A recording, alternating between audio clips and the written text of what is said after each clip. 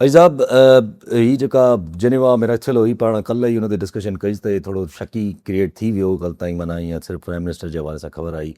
पर पोइ त वरी ॾिठो त पोइ त माना पोइ सॼी क्लियर अची वई। जेडी वैंस बि चयो त माना वेंदा, पोइ ईरानी काउंटर पार्ट्स बि चयो त पोइ इहा कैंसिल ई थी वई जिनेवा मीटिंग। पोइ हाणे चवनि था त मुहर्रम खां पोइ किथे का मुलाक़ात थींदी, पर डिजिटली वेई, साइन वाइनियूं थी वियूं, पीस डील वे सभु कुझु थी वियो। हाणे जेके प्रॉब्लम्स क्रिएटेड हुया उहो इसराइल अञा ताईं क्रिएटेड आहे। हालांकि हाणे ताईं बि हलनि थियूं त हिज़बुल्लाह ऐं ईरान जे विच में को सीज़ फायर एग्रीमेंट थी वियो आहे, पर अञा ताईं कॉन्ट्ररी दैट टू इसराइल जो नेतन्याहू जी बि ख़बरूं हलनि थियूं त उहो चए थो बाबा असांजी फ़ौज रहंदी जेसि ताईं असां सेटिस्फाई नथा थियूं। न, जेका ही ख़बर रॉइटर्स ॾिनी आहे त इज़राइल ऐं हिज़बुल्लाह जे विच में सीज़ फायर थियो आहे। हाणे इहे अमेरिकन सोर्सिस मां ख़बरूं अचनि पियूं, ॾिसूं अञा कंफर्म थियनि थियूं नथियूं थियनि। पर उहो अगरि ईअं सीज़ फायर थियो आहे त हिन जो मतिलबु इहो न आहे त इज़राइल पंहिंजी फ़ौजूं हिन मां कढी वेंदो लबनान मां। उहो त हुते गज़ा में हुन में पंहिंजी फ़ौजूं बरक़रार रखंदो, पर हीअ जेके बमबारी ॿिए ते कनि पिया, अगरि सीज़ फायर थियो त हुनजो मतिलबु इहो हूंदो। इहो न हूंदो त मुकमल जंग ख़तमु थी वई। लेकिन इहो अगरि थियो बि हूंदो त हीउ अमेरिकन प्रेशर आहे तमामु। जी हा, जेडी वैंस अमेरिका बि मतिलबु दड़का इज़राइल खे ॾेई रहियो, ट्रम्प बि सदर ट्रम्प, त भई आऊं न हुजां त तव्हां तबाह थी वञो, इज़राइल जो वजूद ई ख़तमु थी वञे ऐं बिहेव कयो, फज़ीलत सिखो। कल जेडी वैंस त चयो त यार तव्हां 90 मिलियन माना 90 लख माण्हुनि जो मुल्क आहे, तव्हां ख़ैर पंहिंजी लीडरशिप खां पुछो तव्हां चाहियो छा था। जी हा, माना ॿिए लफ़्ज़नि में चरिया थिया आहियो छा। जी हा।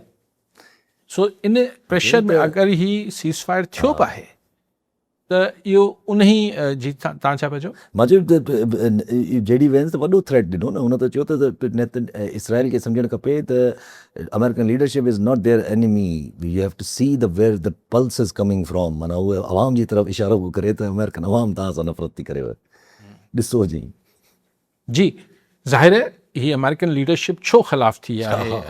इज़राइल उन्हनि खे कहिड़ो इंसानी हक़नि जी या इन जी परवाह, गज़ा में 2.25 लख माण्हू 2.5 लख माण्हू मारे छॾिया त कंहिं परवाह कई। पर हाणे अमेरिकन पब्लिक ओपिनियन जेको आहे, राय आमा अमेरिका जो, उहो एंटी इज़राइल थियल आहे या हिन इज़राइल जी हिन पॉलिसीज़ जे ख़िलाफ़ थियल आहे। सो मूं गुज़ारिश पई कई त अगरि ही सीज़ फायर थिए थो या नथो थिए, ठीकु आहे। अॼु स्विट्ज़रलैंड में जेका मुलाक़ात थियल हुई, डील त ॾिसो डील थी वई आहे, उहो त साइन थी वई, ट्रम्प बि करे छॾी, ईरानियन बि करे छॾी, असां शहबाज शरीफ़ साहिबु उनमें विच में सालसी तौरु गवाह तौरु साइन करे छॾी आहे। हाणे अगरि जेका हुनमें ॾफिर या जेको हुनमें फितनो पैदा करे पियो नेतन्याहू सरकार, त उहा हिकिड़ी तरीक़े सां हुन MOU जी भञकड़ी त आहे, ऐं शायदि उहो सबबु आहे या ईरानियन खे सिक्योरिटी थ्रेट हो त मतां ही वञनि जिनेवा ऐं रस्ते में कुझु इज़राइल करे विझे त वरी त वॾो मसइलो पैदा थी वञे न। त हाणे चवनि था त मुहर्रम शरीफ़ खां पोइ जेको आहे ईरानी वेंदासीं। ॾिसो इहे पई थींदियूं ॻाल्हियूं, इहे 60 ज़रूरी न आहे 60 ॾींहंनि में बि मुकमल थियनि, थी सघे थो 80 ॾींहं लॻी वञनि, 4 महीना लॻी वञनि, 5 महीना लॻी वञनि।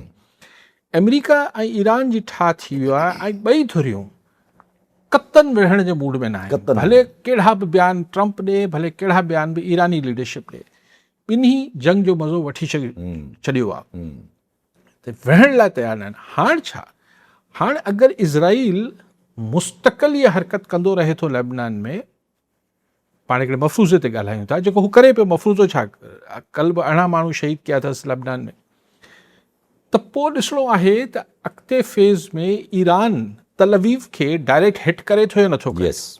ऐं ज़ाहिर तल अवीव खे यानी इज़राइल खे हिट अगरि ईरान कंदो त हू मोट में तेहरान खे हिट कंदा, त पोइ अमेरिका जेको हुनजो ट्रेडिशनल रोल हूंदो अंकल सैम वारो, त बाबा न विढ़ो असीं ॻाल्हियूं करायूं था, ही कयूं था, छाकाणि त हिन दफ़े त हू पाण धोरो न, त हुन पीस डील करे वरिती आहे, MOU साइन करे वरितो आहे, हू न विढ़ंदो हाणे ईरान सां। हाणे इज़राइल ऐं अगरि जंग थींदी बि त हू बिटवीन ईरान ऐं इज़राइल थींदी।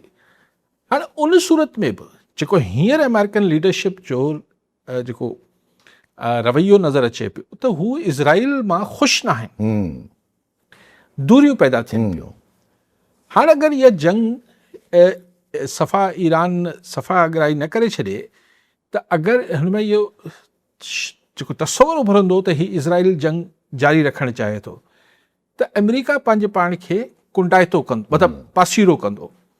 अमेरिका अगरि पासीरो थियो इज़राइल मां त पोइ जेके असांजा ही अरब सॻोरा मुल्क आहिनि या इवन टर्की आहे या इजिप्ट आहे या ही सभु मुल्क पोइ इज़राइल ते थोरो पंहिंजो प्रेशर वधाईंदा।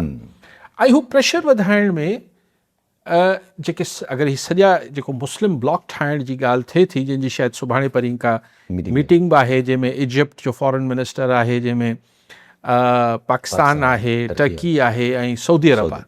हाणे हिननि जी हिकिड़ी मीटिंग सुभाणे परीं, कॾहिं सुभाणे या परीं आहे, मंडे ते चवंदा, मंडे ते। ही मीटिंग में छो पई थिए? छाकाणि त हिन मीटिंग में बि इहो ई डिस्कस, जेको आउं कॉमन सेंस जी ॻाल्हि आहे त हाणे छा नेक्स्ट छा थींदो। यस एग्जैक्टली।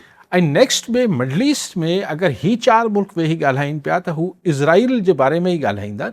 एजेंडा त इज़राइल जी अॻराई लबनान में त भई कीअं इज़राइल खे सोढ़ो कजे। इज़राइल खे जंहिं अमेरिका जी सपोर्ट घटिजी वेंदी डिप्लोमेटिक एंड मिलिट्री। इज़राइल जी मदद त अमेरिका सिर्फ़ु फ़ौजी मदद त न कंदो, हुनखे जेको डिप्लोमेटिक कवर ॾींदो हुनजे लाइ बिल्कुलु ईअं बि थी बीह रहंदो ॼण इज़राइल न हुजे, कैलिफोर्निया हुजे। उहो जो घटिजी वेंदी इज़राइल जी, त पोइ ही जेके मुस्लिम मुल्क हिन खे सोढ़ो कंदा, पोइ आख़िरी थ्रेट इज़राइल वटि हूंदो त पोइ न्यूक्स यूज़ कंदसि। अगरि आउं ॻाल्हि खे इलाही अॻिते ॾे वठी वञा, जेको उस ताईं न वेंदी होपफुली, पर उहा ॻाल्हि बि आहे त अगरि हिन ब्लॉक में पाकिस्तान बि शामिल आहे, यस एग्जैक्टली, जंहिं वटि ऑलरेडी पंहिंजी न्यूक्लियर कैपेबिलिटी आहे। पर इहा जेका पाण ॻाल्हि कंदा बि आहे त अमेरिका चाहींदो त लॉन्ग टर्म में हाणे ईरान असांजी यस, बाक़ी उहा ॻाल्हि ठीकु आहे। ईरान अमेरिका जी ख़्वाहिश इहा हूंदी त हाणे मिडल ईस्ट में सिर्फ़ु इज़राइल ते न भाड़ियो वञे, सभई पंहिंजा आहिनि ऐं ईरान खे छो नथो पंहिंजो करे सघे। पर उन लाइ ट्रंप खे ऑफिस हाली जॾहिं थींदी, ही नवंबर दिसंबर खां पोइ जेको थींदो हिन सां, तॾहिं वञी कमु तॾहिं ईरान सां मामला, छाकाणि हिन ट्रंप सां गॾु ईरानी क़यादत खे वेहणु ॾुखियो थी।